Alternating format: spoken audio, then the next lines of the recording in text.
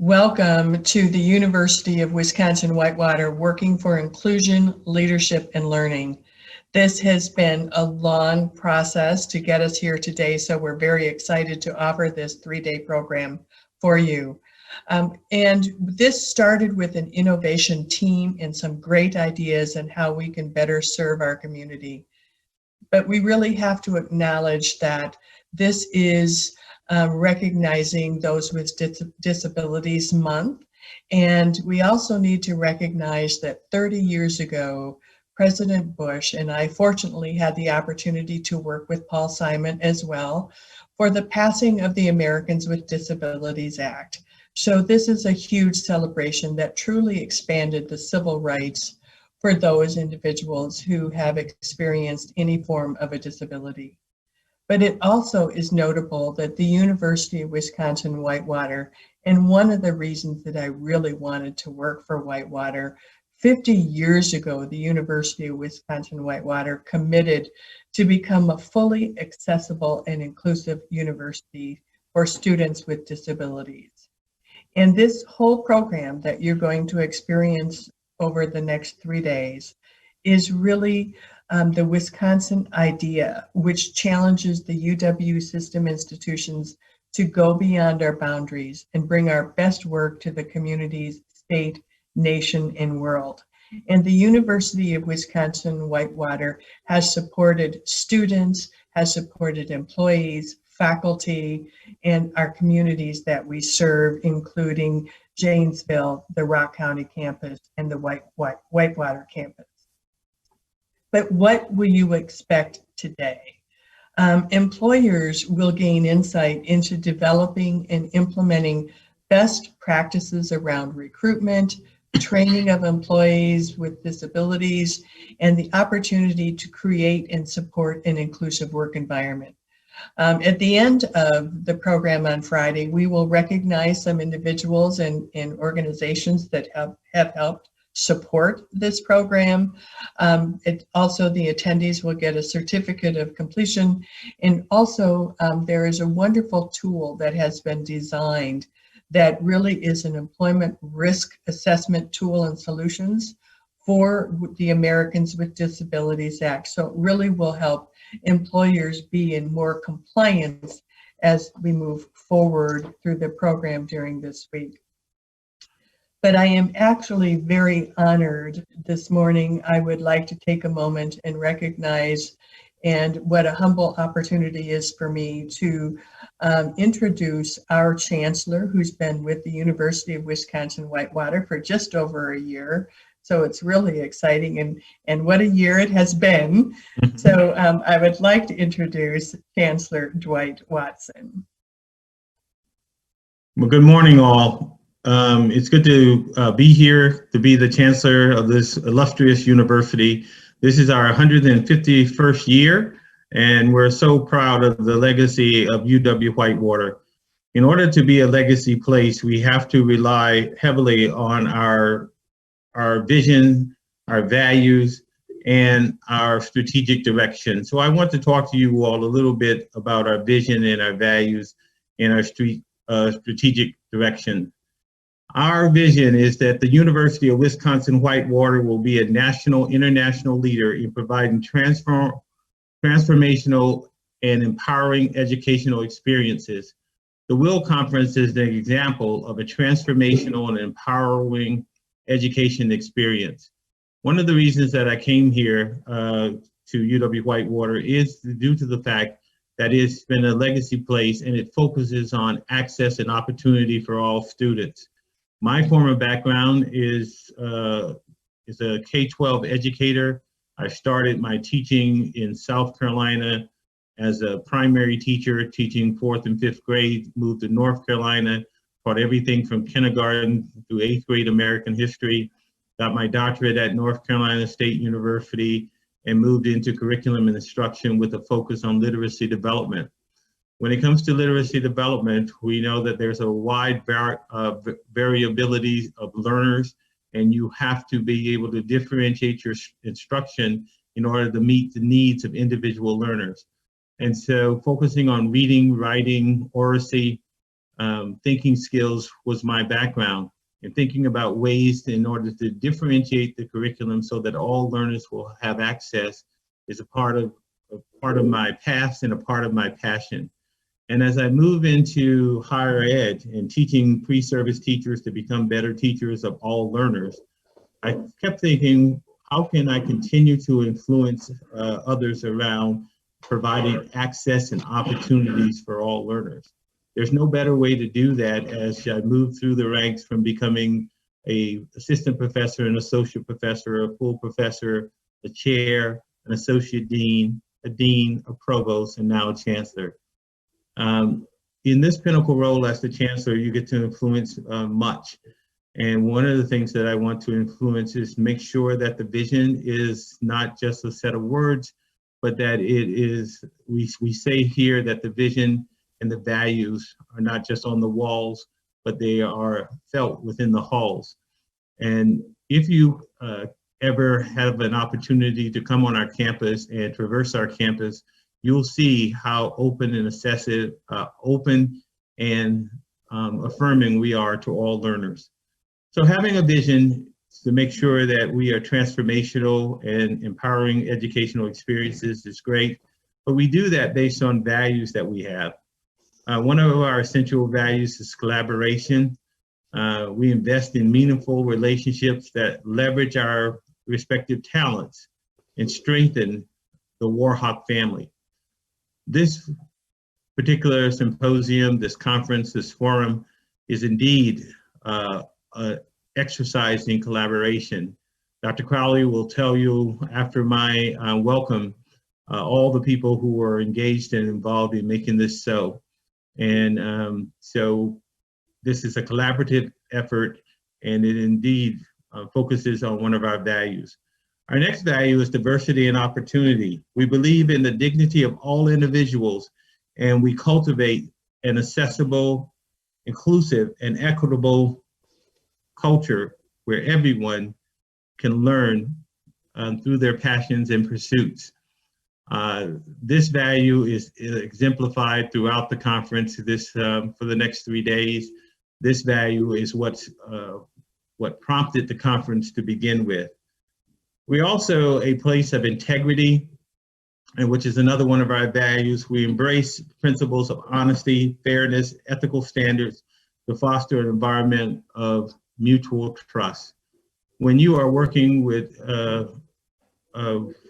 all learners and you're trying to get them to connect in ways so that they can gather the information, they have to trust you. They have to feel that you are honest and fair, and they have to respect you. And you, as a provider of services, must respect the learner as well. And that's a part of the integrity of teaching and learning. And that's a part of one of the values of our institution. Our next value is learning and academic excellence. We engage all members of the campus community in learning, research, scholarship, and creative endeavors through powerful academic and co-curricular experiences in an environment that values academic freedom. I feel like this particular value is going to be amplified throughout the next 3 days as you all engage in conversations, as you participate in presentations, as you have dialogue around various contents.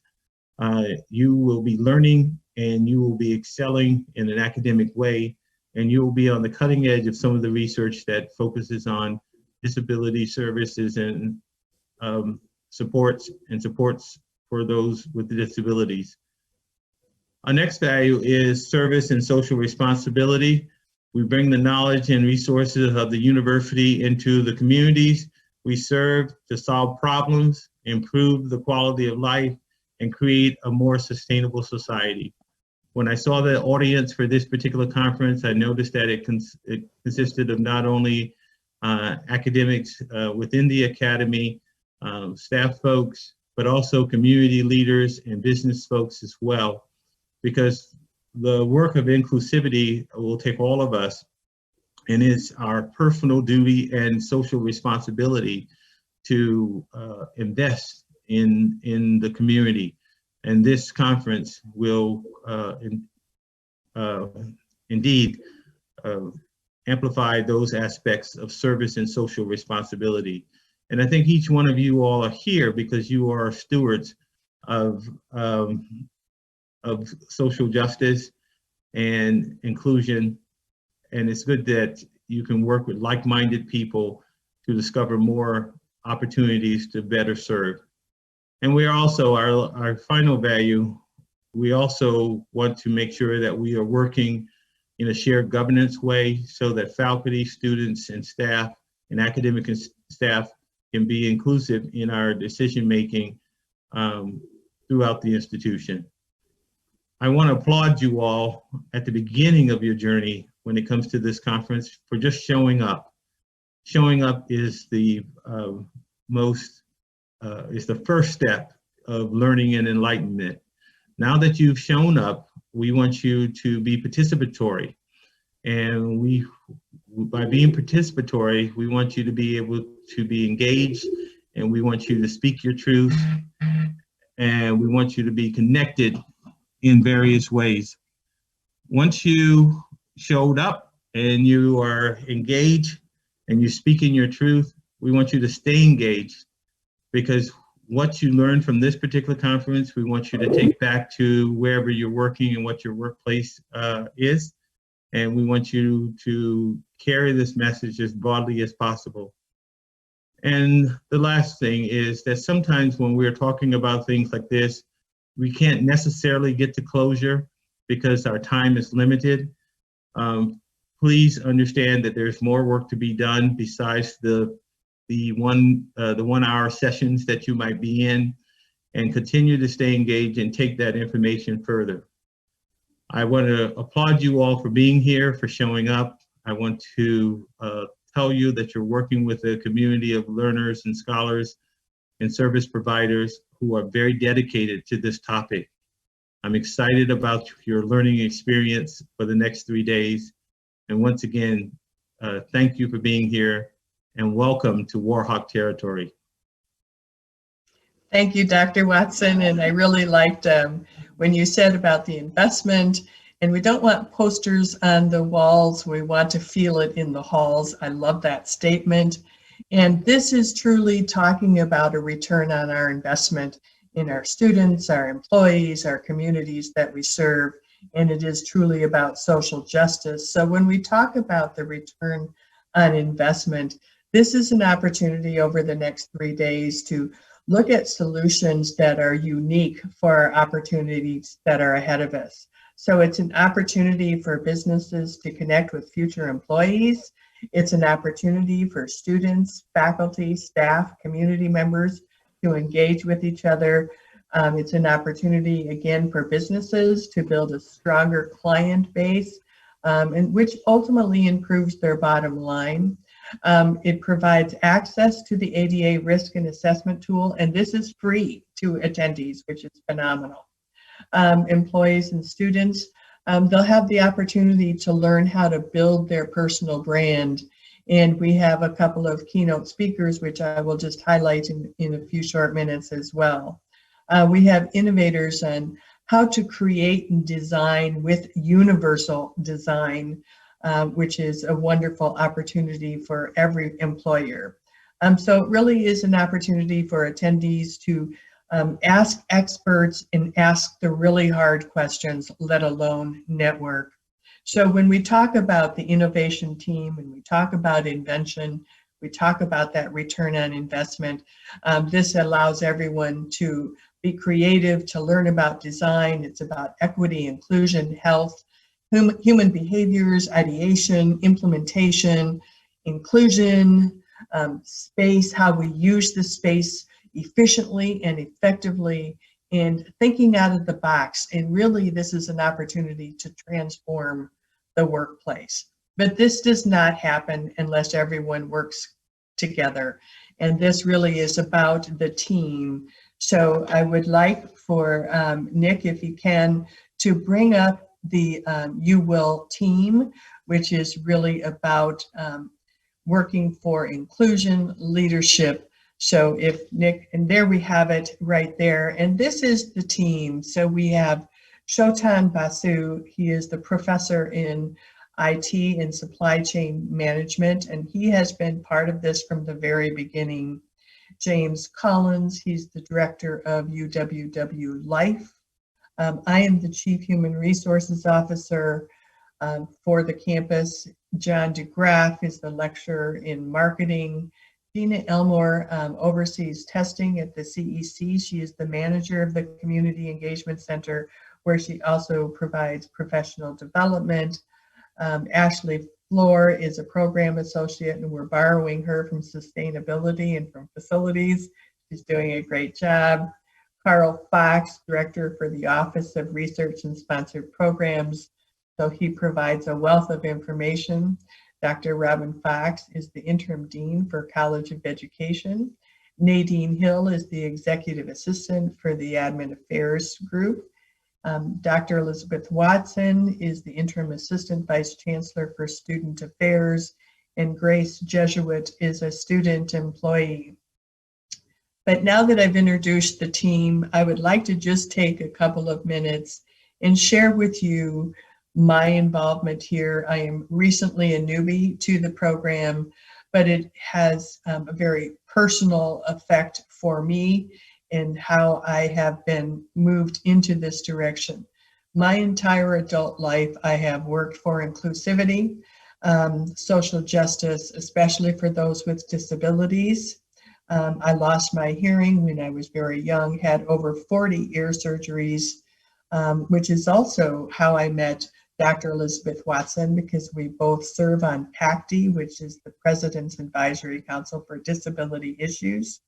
So we have worked together since I have been with the UW system for more than 5 years.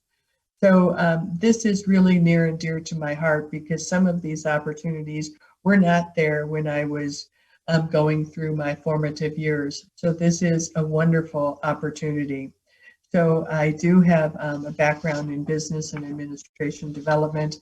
This has been really a strong movement for me. I even addressed those with disabilities in some of my writings previously. So we have a lot of work to do, but we also, as a campus, have moved, so far ahead in this world of supporting inclusivity and helping those with disabilities. You as attendees will have an opportunity to be a significant part of learning from what are some of the best. Minnie Brunow is a keynote speaker, and she is the executive director for Purpose Project, which is a non-for-profit founded at IDEO. It's a global innovation firm, and she has a significant business that goes into universal design. And she designs for equity and inclusion that provides opportunities for all. She has also spent her career designing programs specifically focused on inclusion, equity, and education reform, such as multinational reproductive health programs for teens, digital coaching platforms, first-generation college students, and helping them succeed in higher ed. She has helped with transitional aged youth in the justice system and has helped them understand their rights to help prevent recidivism. And I have also experienced in my background, worked with literacy in different prison systems, because that is also extremely important to learn their rights when they have difficulty understanding. Minnie Brunow has been a featured keynote with World Bank, United Nations. She's been at TED Talks, the World Design Summit, and how honored we are at the University of Wisconsin-Whitewater that she's going to be with us for these 3 days. She's been featured in Bloomberg, Fast Company, the Economic Forum. She's an educator, she's a teacher. She really talks about the social impact even at the graduate level. And so that is amazing. And then we have someone who has been working with some of our students on campus, and his name is William Thomas III. he goes by Tipper. And he too is going to be a keynote speaker today. So his life, William was an innocent bystander that he was attending a function, and unfortunately he was injured during a mass school shooting at Randallstown High School in Baltimore, and how this changed his life. And now he's an engineer, he's an advocate, he has his own company, he's a self-service oriented leader. Truly, he has transformed himself into a resilient individual that, again, how honored we are to have him here with us today. He promotes STEM, so he's very much into science, technology, engineering, math, but he is highly ambitious, and he is going to inspire you as we go through the next 3 days. So good morning, Dr. Watson. I see that you now have joined us as well. So I believe that pretty much covers our introduction for today. So Dr. Watson, if you would like to come into and speak to the audience, you're free to do so. So good morning. I just wanted to take a moment of housekeeping and remind everybody that our first panel is at 10:30. We recognize this is a beautiful fall day if you're looking out. Some of you may have leaves fluttering by your window, but this will provide an opportunity to freshen your cup of coffee, pour a cup of tea, get your beverage, take care of any positioning changing that needs to happen. And we wanted to just make sure everybody had a moment to transition. We'll be starting our first panel at 10:30 on the same live feed that you're currently logged into, so you may maintain your login. In addition to that, during any of the presentations, you are welcome to engage and comment with us using the chat feature, which is in your lower right-hand corner. There's also a hand raise and a thumbs up, so if you think we're doing well, shoot us some of those happy emojis and let us know things are going well. During the time, if you have a question related to some of the technology, again, please use the chat and one of us will respond to you as soon as possible into providing any assistance. Janelle, I just wanted to touch base. Do you have any additional housekeeping as we wrap up? I think you mentioned it all, and I think we're good to go. It is now 9:55, so if everyone would please set their watches, and we will see you at 10:30. Thank you so much, and good morning. And Janelle, Dr. Chancellor Watson, again, he has signed off, but again, what an opportunity, and thank you so much for his time this morning. Thank you.